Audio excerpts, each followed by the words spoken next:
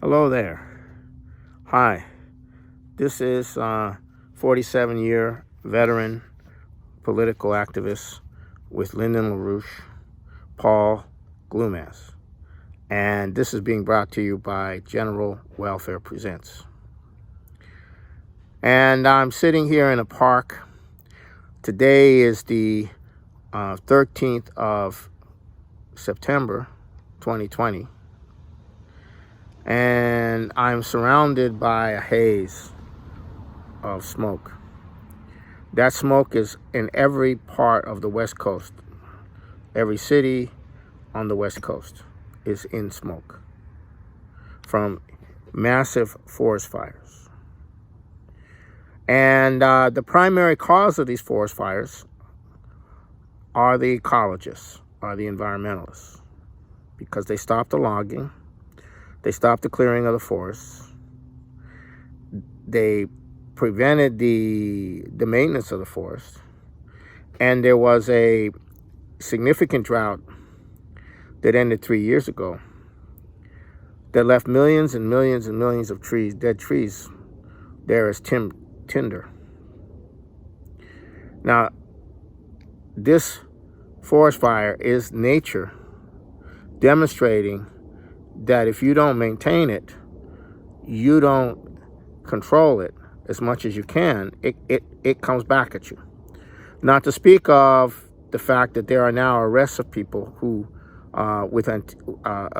allegedly with Antifa, who are going around starting these fires, some of these fires. But nonetheless, the real cause is the 50 years, 30 years of neglect of the logging, maintaining the extraction of forests,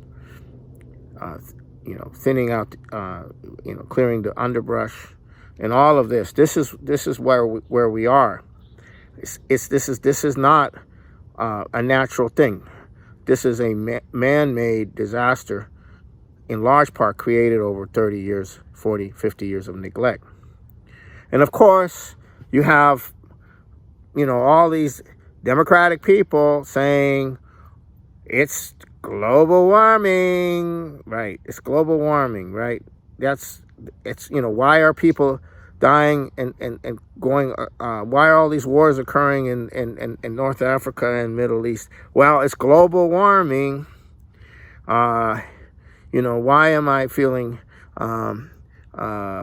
sick today? Well, it's global warming. I mean, this has really gone beyond the pale, with politicians saying that that's the cause of all the ills. So we have a real problem there.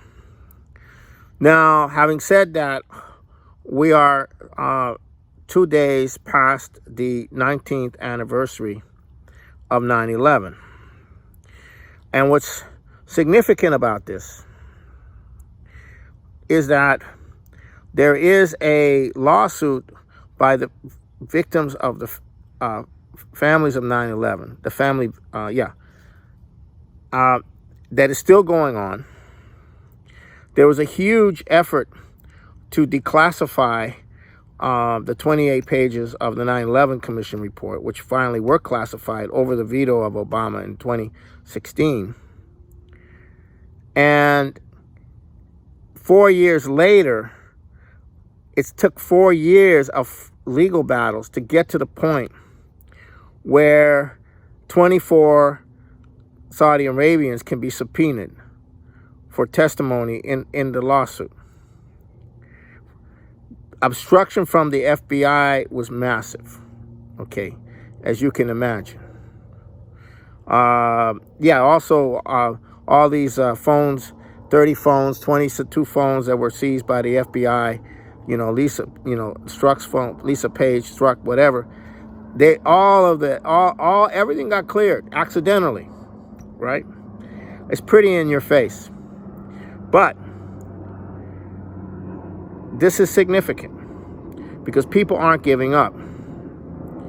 And we at the LaRouche movement, we fought hard to keep alive the truth that 9/11 involved the British monarchy and the Saudi monarchy. the hijacking of the planes involved the Saudi monarchy and acting on behalf of the British. Now, after 9/11, you had a transformation of everything. And there's been a lot of, you can go to the LaRouche PAC website and listen to Bill Binney, Kurt Wiebe, who were in the NSA,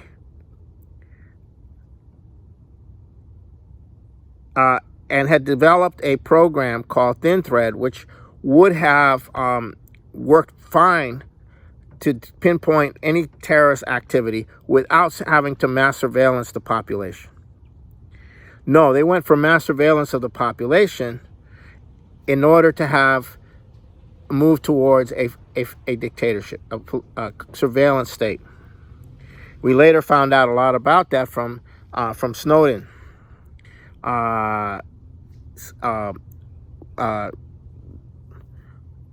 Leaking of the documents on the surveillance state. We found out a lot about that. So here we are, 2 days after 9/11, and the same networks are now moving. The same 9/11 crowd is now moving to set up Donald Trump for a military coup.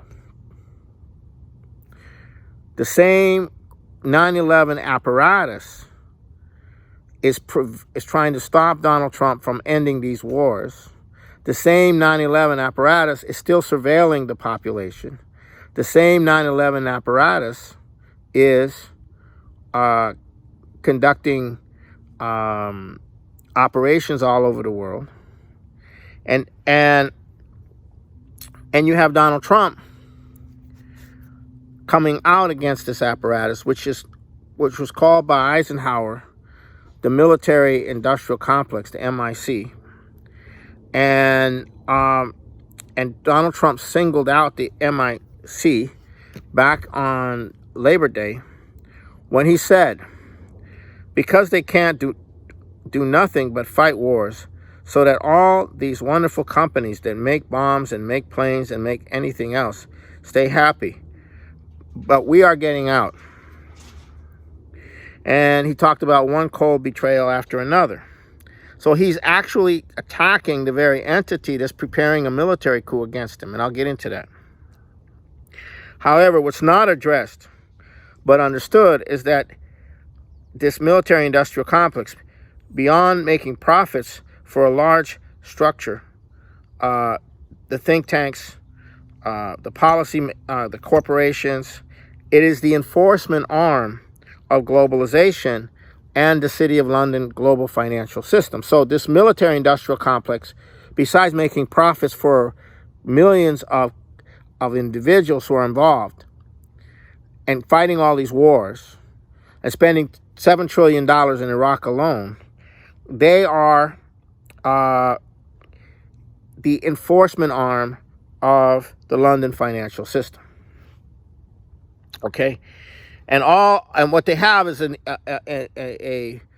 a government, corporate government, kind of rotating personnel from the private sector to the government to the Congress, out back to the government to the private sector.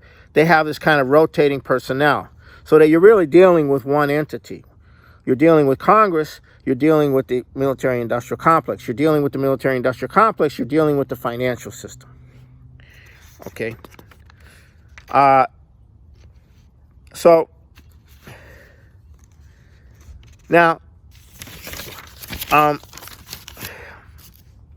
Kurt Wiebe said on the Saturday, on the webcast, 3,000 people died in 9/11 and no one has been charged. What does that say? 3,000 people have died and no one has been charged. Now Trump is attacking this. Okay? Now, so now the military-industrial complex is also jointly integrated with British intelligence, with the intelligence of other nations, and also with the private sector in the following way. If you're in the CIA and you leave the CIA, you go into the Hong Kong Shanghai Bank, or you go into Bank of America, or what have you. You know, like, or if you're from the FBI, you do the same thing.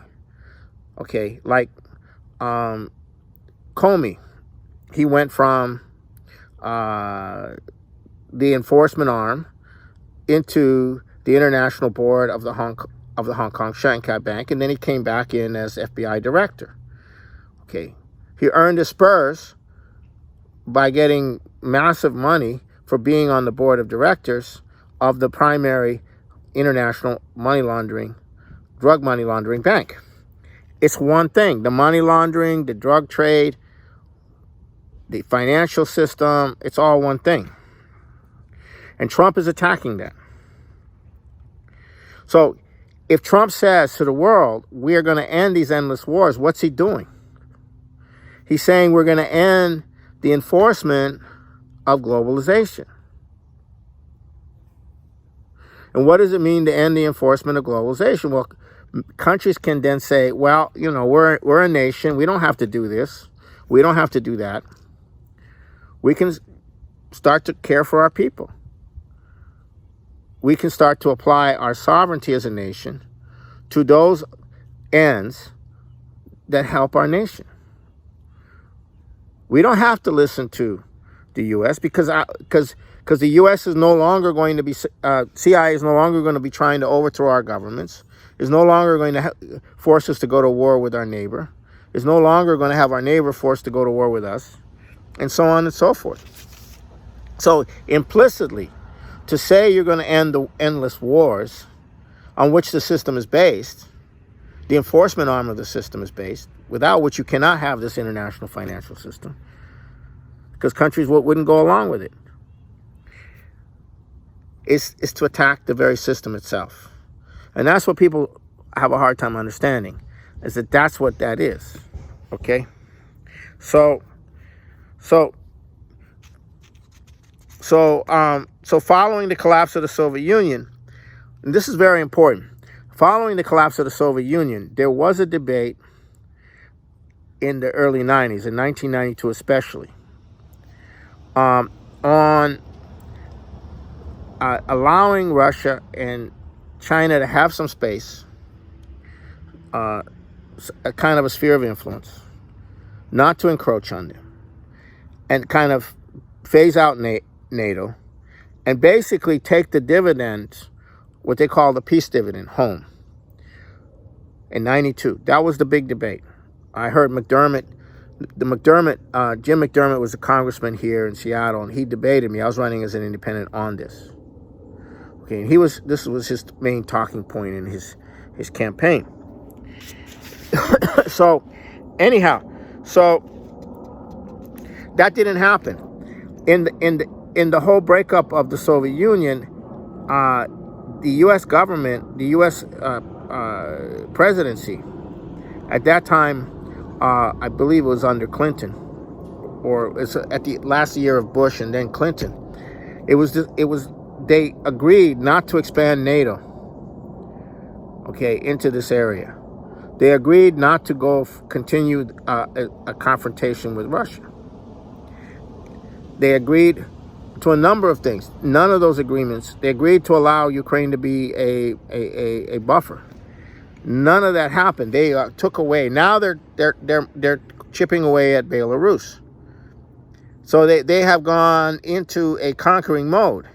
They have maintained the military. They have maintained, instead of getting the peace dividend, hundreds of billions of dollars have been going every year into creating terrorist organizations offshore, with our money, with our defense money, with private contractors, and also the offshore money has been going in to create these terrorists as irregular warfare against those countries in the region to prevent them from having the economic and sovereign power to direct their own affairs. And so this is what's been going on. Permanent wars in the Middle East, breaking up the Middle East, breaking up Africa, breaking up North Africa. So because it's, this international financial system would rather have drug lords to deal with feudal warlords. You can extract the resources for almost nothing. You don't have to pay the local governments, and so on and so forth. That kind of thing. And then the refugees that are created by all these wars, that's cheap labor. That's slave labor. You can use that to destroy the unions, to lower the wages in the countries which were better developed. So this is the kind of this is the financial system and how it works. Okay, and so this whole process, which began after the neoconservatives sort of took over the discussion during the Clinton administration, and then it proceeded with a vengeance in the Bush administration, Bush Jr. administration. Now, when 9/11 occurred, Lyndon LaRouche called it for what it was. And prior to 9/11, 2001, as the Bush W administration was coming in, LaRouche said that there would be a Reichstag fire of some kind to shift the U.S. in this direction. And 9/11 and the legislation that followed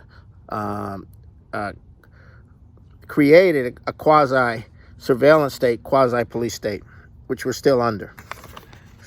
So, but all of this is jointly integrated with the multilateral corporate boards, the multinational corporations. Like Bidas is on the board of a major corporation where he gets $1 million in fees. $1 million for just putting his little butt on a chair. He gets $1 million. And General Mattis is now quoted in the book called Rage that it's about to be released in a few days by Bob Woodward, saying that quotes, the national intelligence said there may come a time when we may have to act to get rid of Trump. So you're looking at, so now all these retired military generals have come out attacking Trump. And then you have Defense One, which is financed by Steve Jobs' wife, Maureen Jobs, which is closely connected to the Kamala Harris and the internet crowd that's been backing Kamala Harris, is saying that that the military is going to have to do its duty to remove the president, and so forth. So this is all being telegraphed, and of course Hillary and Bill are saying that under no circumstances should Biden concede. Under no circumstances. What does that mean?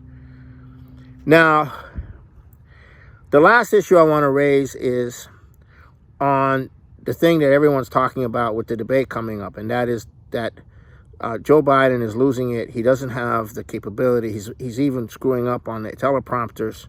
He's making all kinds of gaffes. And I want to make this very clear. In my personal view, this has very little to do with the situation. People are not going to vote because they are concerned about Biden's cognitive problems. They're going to vote for one reason, and that is they are psychotically opposed to Trump. That's the only reason they're going to go out to vote. That's the only reason anyone would vote for Biden. He's a pathetic candidate. But there's something else.